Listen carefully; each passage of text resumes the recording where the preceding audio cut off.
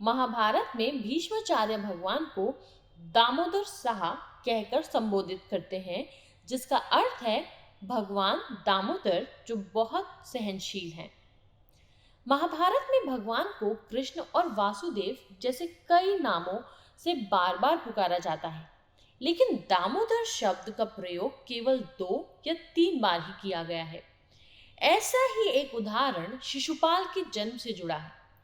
जब शिशुपाल का जन्म हुआ तो उसकी 3 आंखें और 4 हाथ थे, और जैसे ही वह पैदा हुआ वह गधे की तरह चिल्लाया और रेंकने लगा। उसके माता पिता डरे हुए थे और वे उसे छोड़ना चाहते थे। हालांकि उसी समय एक आकाशवाणी हुई जो बोली, इस बच्चे को मत त्यागो, वह बल और शक्ति में बहुत श्रेष्ठ और बहुत भाग्यशाली व्यक्ति होगा। अब आप उसे नहीं मार सकते। वह व्यक्ति जो उसे मार डालेगा वह पहले ही पैदा हो चुका है। तब उसकी मां ने हाथ जोड़कर साकार वाणी से पूछा, कृपया बताएं कि मेरे पुत्र को कौन मारेगा? आवाज ने उत्तर दिया, जब आपका बेटा उस व्यक्ति को देखेगा तो उसकी अतिरिक्त आंख गायब हो जाएगी, और जब आप बेटे को उस व्यक्ति की गोद में रखेंगे तो उसके अतिरिक्त दोनों हाथ गिर जाएंगे। वह व्यक्ति आपके पुत्र का हत्यारा होगा।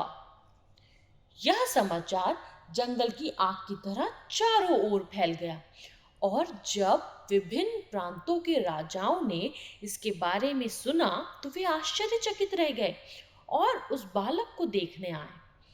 जब वे आए तो शिशुपाल की मां ने बालक को यह देखने के लिए उनकी गोद में रख लिया कि कहीं आंखें और हाथ गायब तो नहीं हो रहे हैं। हजारों राजाओं द्वारा बालक को देखने और अपनी गोद में रखने के बाद भी दिव्य वाणी ने जो परिवर्तन कहा था वह नहीं हुआ। एक दिन भगवान कृष्ण और बलराम शिशुपाल के महल में बच्चे को देखने गए।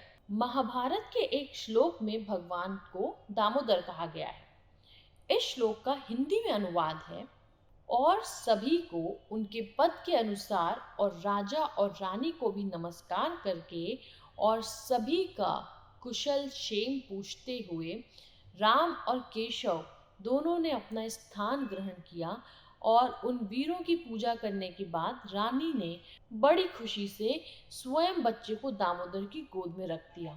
जैसे ही बच्चे को भगवान की गोद में रखा गया, उसकी अतिरिक्त आंख और अतिरिक्त दोनों भुजाएं गायब हो गईं।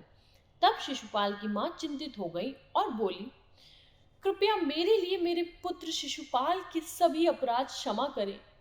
भगवान ने उत्तर दिया, हे चाची, मैं उसके सभी अपराध क्षमा कर दूंगा। यहाँ तक कि जब उसके वध का समय आएगा तब भी मैं उसके 100 अपराध तक माफ कर दूंगा, और यदि वह इससे आगे बढ़ा तो ही मैं उसका वध करूंगा। तो यह दिलचस्प है कि यहाँ भगवान को दामोदर नाम से बुलाया जाता है। उन्हें इस नाम से इसलिए संबोधित किया जाता है क्योंकि उन्होंने महाराज युधिष्ठिर द्वारा किए गए राजसूय यज्ञ में शिशुपाल के समय आने तक शिशुपाल के सभी अपराधों को सहन किया था। वहां शिशुपाल ने सबके सामने खुलेआम भगवान की निंदा की, और फिर भी वे इससे विचलित नहीं हुए और इसे सहन किया। एक क्षत्रिय से कभी भी अपमान या निंदा सहन करने की अपेक्षा नहीं की जाती है, लेकिन भगवान ने अपनी असीमित दया से शिशुपाल के सभी अपराधों को सहन करने का वादा किया और अपना वादा निभाया। जब भौतिक या आध्यात्मिक जीवन में चीजें हमारे अनुरूप नहीं होती हैं तो हमारी भक्ति सेवा प्रभावित होती है, और कभी-कभी हम इसके लिए भगवान की निंदा भी करते हैं। उन्होंने खुले तौर पर प्रभु को डांटा, लेकिन हम सूक्ष्म तरीके से उन्हें चुनौती देते हैं कि वह एक निश्चित तरीके से काम क्यों कर रहे हैं, अथवा हम ये कहते हैं कि वह इस संसार को चलाना नहीं जानता तथा वह इसे बेहतर ढंग से चला सकता है, आदि आदि। लेकिन भगवान ये सब सहन करते हैं और हमें भक्ति सेवा में लगे रहने की अनुमति देते हैं।